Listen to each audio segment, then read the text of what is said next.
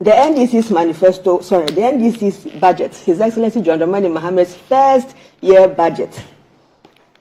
In fact, it is one of the best budgets that this country has produced. Because you see, unlike the previous budgets that were very heavy on the fiscal side, she was complaining about the expenditures. There's a lot more focus on the real sector. And that's because government is constrained on financing a lot of the things that we've outlined in our manifesto. And so we've had to streamline and prioritize key initiatives that we've promised in our 120 days.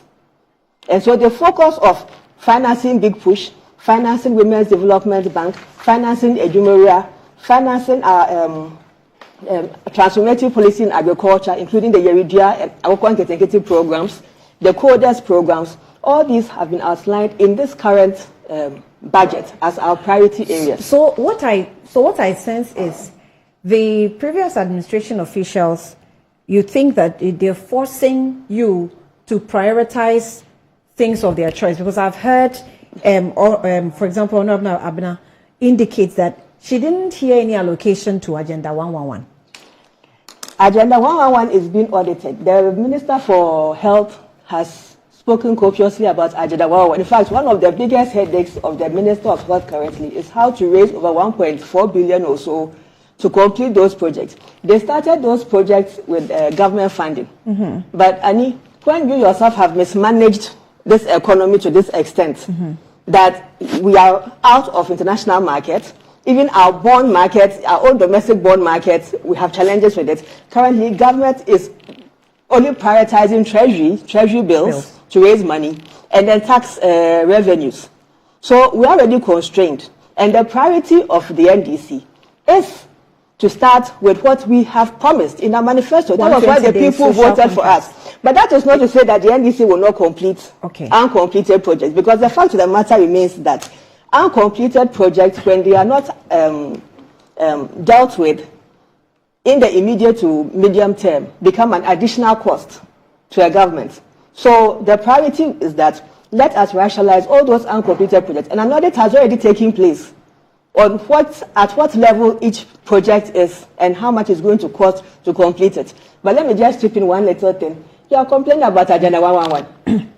You people in Anomabu Fisheries College, I also say this because I always say this because it annoys me so much. Anomabu Fisheries College was 97% completed. All you had to do was provide furnishing and then employ faculty and start Anomabu Fisheries College. For 8 years, Anomabu Fisheries College was sitting there. And you complain about uncompleted Agenda 111, which when you were campaigning, you were drumming to the whole country that you built 111 hospitals. It turns out that none of them is operational. And there was one that they attempted to finish so they could use that as their propaganda showcase to tell everybody that they've succeeded in building 111 hospitals when all that has been a lie. Annie, a government has a 4-year term. And as much as we would like to solve all problems within one budget, we are constrained on revenues. We are constrained on fundamental challenges within the economy that we inherited. But nevertheless, we hold true to the promises. His Excellency John Dramani Mahama holds true to the promises that he made to the good people of Ghana, that we are going to rationalize the expenditure. We are going to deliver on the things that we've promised them. On the issue of hardship, at the time when we were complaining, one of the challenges, not just because Ghanaians were complaining, because all of us felt the discomfort that we were experiencing from the 2022, when their mismanagement went on an all-time crescendo. When the debt that she's talking about, that debt ballooned to over 80% of GDP. And that is what even triggered the need to go for a fund program and to start the debt exchange program. The debt exchange program took away investment of 1.3 million Ghanaians, 1.3 million households whose investments, future pensions, savings took a hit. You saw the middle class was almost wiped out because of what? Mismanagement, corruption, unbridled and excessive spending. Like the government purse was. But they said it was voluntary. What was voluntary? The debt exchange program. Now, if you didn't sign up for it, you're going to lose all your money if you don't know. So, Annie, we said we're going to ease hardships. And this first year budget has shown that we're serious to that pledge. We've removed emissions levy. We've removed E-Levy and betting tax. We've started the process of removing COVID-19 levy, because that one is one of the anchors of the IMF program. As the process started. Yes, and so it takes some bit more effort to try and work on that one. But E-Levy, betting tax, emissions levy, Honorable Atuforsen has presented the paperwork to Parliament last week after he read the budget for the process to start.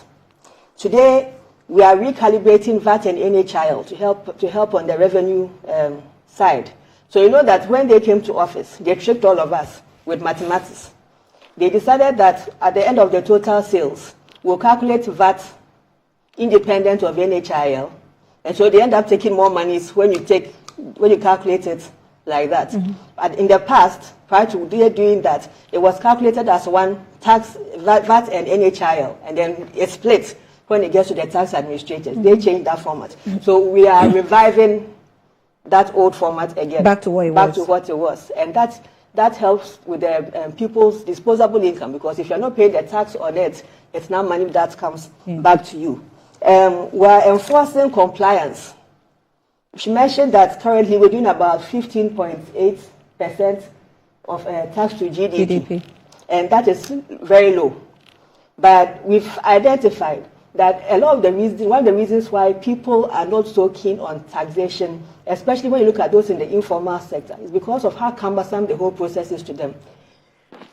I don't know if you've ever worked on a tax documents, trying to do your tax returns, file your tax returns. It's about 4 pages.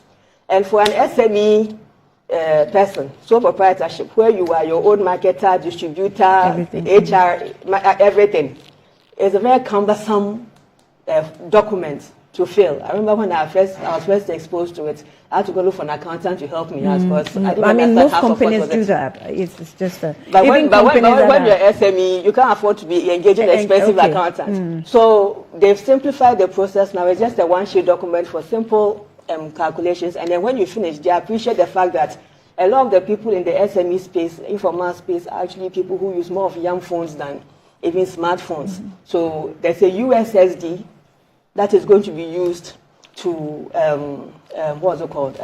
allow for payment of taxes. And this is supposed to rein in taxpayers in the informal sector and ensure compliance.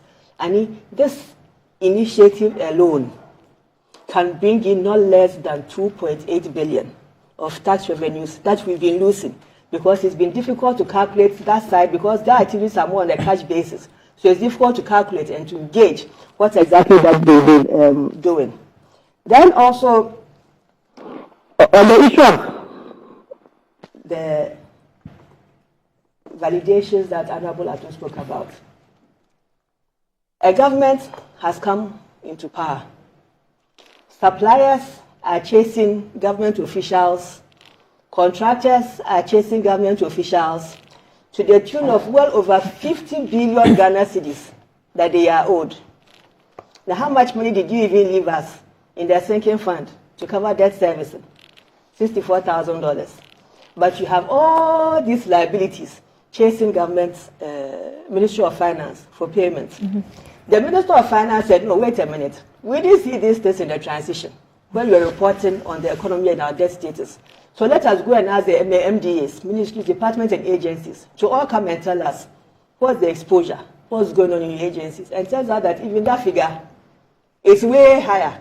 Because aside the debt on all these agencies' books, Controller himself is also sitting there with his big sheet, waiting to disburse almost 30 billion Ghana cedis, which they don't have. So they are waiting for the Minister of Finance to send that money so that they can start making payments. So Honorable Atuforsen said, no, we can't just make payments like that. So now we're going to have an independent audit of all these claims, whether those projects actually exist, whether you had a proper contractual arrangement, How do you sign contracts worth over 100 and something million without what's it called? One, budget for it, without there's a technical term that they use, the certification process to start the whole process. And none of those things were done. So how do you expect that the government is going to make all these payments upfront just like that? It's not possible. Now, the 24-hour economy. Let's take the policy on free sanitary towels for secondary school girls. That loan is about 93 million initiative. I remember last year when we were having the conversation about import substitution, and Abena had visited some of these sanitary pad companies. I remember you mentioned Fatex. There were two others that you mentioned. Are you here? The Ghanaian-owned ones. Yes, are you here? Make your submission. So imagine these companies, right? Now, through government policy, and government now says that we are going first and foremost with local content, made in Ghana goods. So this policy alone now gives these three companies a market of not less than 370,000 female students. Imagine what that demand alone will do to these three companies. There's going to be a lot of pressure on them to deliver. It's going to draw interest with other private firms who are producing tissue paper and the rest to now think of adding sanitary towels to their line of production. It's going to interest new entrepreneurs and investors to now come, wait a minute, there's a demand for this thing because it's huge. These three alone can't service it, and they also could come into the economy and start producing.